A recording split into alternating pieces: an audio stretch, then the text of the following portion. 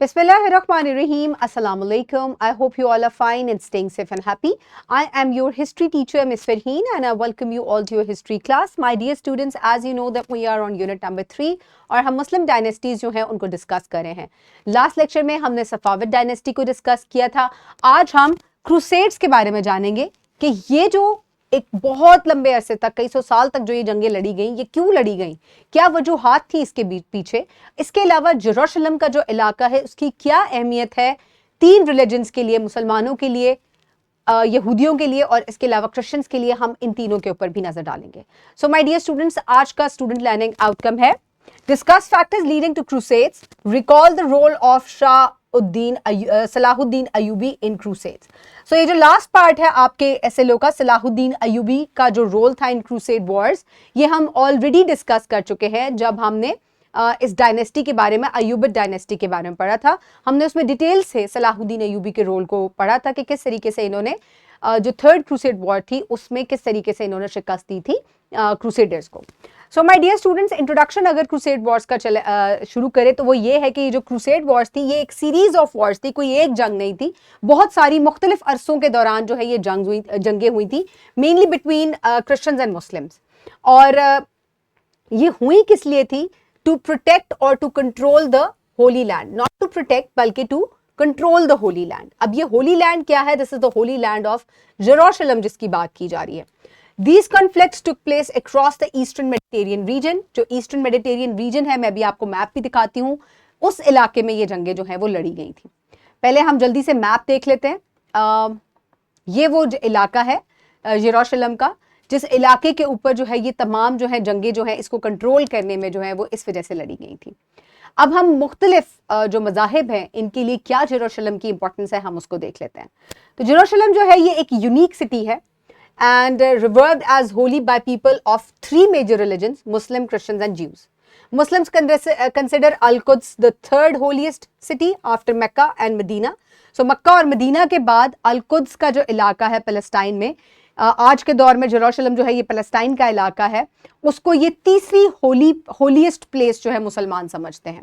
और ये बहुत ज़्यादा जो है रिलीजियस सिग्निफिकेंस है इसकी, क्योंकि इसकी नबी हज़रत मोहम्मद सल्लल्लाहु अलैहि वसल्लम की वजह से बहुत ज़्यादा मुसलमानों के साथ एसोसिएशन है. क्योंकि जब मोहम्मद सल्लल्लाहु अलैहि वसल्लम जो है, आप लोगों को पता होगा कि जब वो नाइट जर्नी पर गए थे अल्लाह ताला से मुलाकात के लिए, तो वहाँ क्या हुआ था कि उन्होंने उनको बुराक जो है वो दिया गया था, जो कि एक घोड़ा था, और इस तरीके से वो बुराक जो है वो नबी पाक सल्लल्लाहु अलैहि वसल्लम ने लाकर इस इलाके में जो है वो बांधा था. So Muslims believe that the Al Aqsa मस्जिद located in Al Quds was the initial direction of prayer and that the नबी हज़रत मोहम्मद मेट द अदर नबीज ड्यूरिंग हिज जर्नी. और इसके अलावा जो मुसलमानों का पहला किबला है या किबला अव्वल है वो यही जगह है, ठीक है.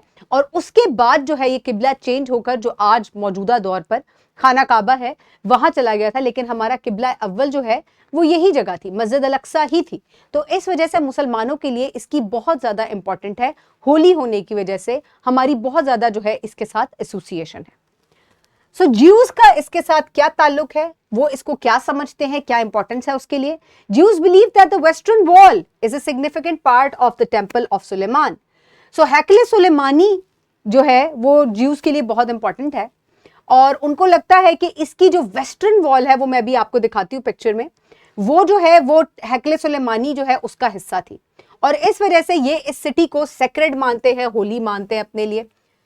They visit the western wall, also known as the Wailing Wall, या इसको दीवारे गिरिया भी कहा जाता है. और वहां जाकर जो है ये खामोशी से अपने आंसू बहाते हैं, तो इनकी इसके साथ इमोशनल अटैचमेंट है. Muslims on the other hand believe that the बुराक जिसमें नबी पाक सल्लल्लाहु अलैहि वसल्लम ने सफर किया था रेस्टेड ऑन दिस वॉल. ये जो जिसको दीवारे गिरिया कहते हैं, नबी पाक सल्लल्लाहु अलैहि वसल्लम ने दरअसल अपना बुराक जो है वो यहाँ लाकर बांधा था अपने सफर के दौरान, जो कि उन्होंने अल्लाह ताला के पास किया था. नबी हजरत Mohammad according to that they call it दीवारे बुराक. This adds to the religious significance to the city for the Muslims. So किबला अव्वल होने के अलावा, और क्योंकि नबी पाक सल्लल्लाहु अलैहि वसल्लम जो है यहाँ से जो है वो सफर कर गए थे, और बुराक जो है उन्होंने अपना यहाँ लाकर बांधा था. और इस वजह से मुसलमानों के लिए इसकी बहुत इंपॉर्टेंस है। वो हैकले सुलेमानी की वजह से इसको इंपॉर्टेंस देते हैं। अब क्रिश्चियंस के लिए इसकी क्या इंपॉर्टेंस है? For Christians Al Quds is a great importance due to its connection to Hazrat Isa Jesus Christ, जिनको वो नबी मानते हैं और जिनके वो पैरोकार हैं। They consider the city Holi because of the birth of हजरत ईसा। हजरत ईसा को हम भी नबी मानते हैं, लेकिन आखिरी नबी हजरत मोहम्मद सल्लल्लाहु अलैहि वसल्लम है। क्रिश्चियंस जो हैं वो हजरत ईसा को ही सिर्फ नबी मानते हैं और वो ये कहते हैं कि हजरत ईसा जो है वो यहाँ अल-कुद्स में पैदा हुए थे और इस वजह से ये जो है ये हमारे लिए बहुत जो है वो एक होली प्लेस है। और इसके अलावा हजरत ईसा also spent his final days over here before he was crucified and resurrected। ठीक है, तो जब उनको यहाँ क्रूसिफाई किया गया और अल्लाह ताला ने उनको जो है वो उठा लिया, तो आखिरी दिन जो है वो भी उन्होंने यहीं गुजारे थे और इस वजह से उनके लिए भी ये जो है ये बहुत जगह जो है वो अहमियत की हामिल है। ये वो जगह है, ये वो मकाम है जो कि तमाम तीनों रिलीजन्स के लिए इक्वली इंपॉर्टेंट है। सबसे पहले हम देख लेते हैं दीवार बुराक कौन सी है। तो ये वो दीवार बुराक है जिसको ये वेस्टर्न वॉल कहते हैं और मुसलमान जो है इसको दीवार बुराक कहते हैं क्योंकि यहाँ पर बुराक लाकर नबी पाक ने बांधा था।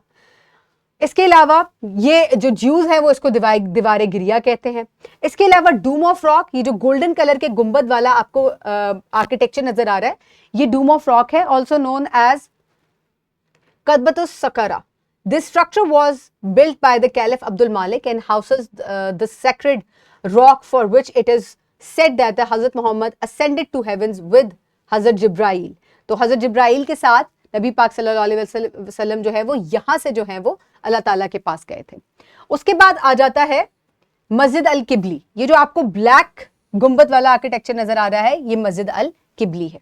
ठीक है, तो इस तरीके से ये तीनों रिलीजन्स के लिए इक्वली इंपॉर्टेंट है और इसी चीज ने जो है वो आगे क्रूसेड वॉर्स जो है उनको इनिशिएट किया, जिसको हम लेक्चर बी में डिस्कस करेंगे। आज के लिए हमने इसका इंट्रोडक्शन पढ़ा सिर्फ कि इस जगह की क्या अहमियत है, ना सिर्फ मुसलमानों के लिए बल्कि ज्यूज के लिए भी और क्रिश्चियंस के लिए भी, और इसी वजह से इसके ऊपर जो है वो बहुत सारी जंगें लड़ी गई और ये जो है वो तनाज़ा आज भी जारी है। So my dear students, for practice you can download this worksheet from the description box below this video or you can get it in print form by your teacher. Pause the video and quickly finish the worksheet. I hope everybody has finished the worksheet. For homework you will complete this question जिसमें आपने detail note लिखना है कि Jerusalem की क्या importance है। ठीक है, सो माय डियर स्टूडेंट्स, आज हमने क्रूसेड वॉर्स जो है उसका एक इंट्रोडक्शन पढ़ा कि जेरूशलेम के मौके पर एक मकाम पर जो मुख्तलिफ वॉर्स लड़ी गई, बेसिकली उनकी क्या, उन क्रूसेड वॉर्स का मकसद क्या था, वो हम नेक्स्ट लेक्चर में डिस्कस करेंगे। I hope you have enjoyed today's lecture. Keep everybody around you safe. Have a good day. Thank you so much and Allah Hafiz.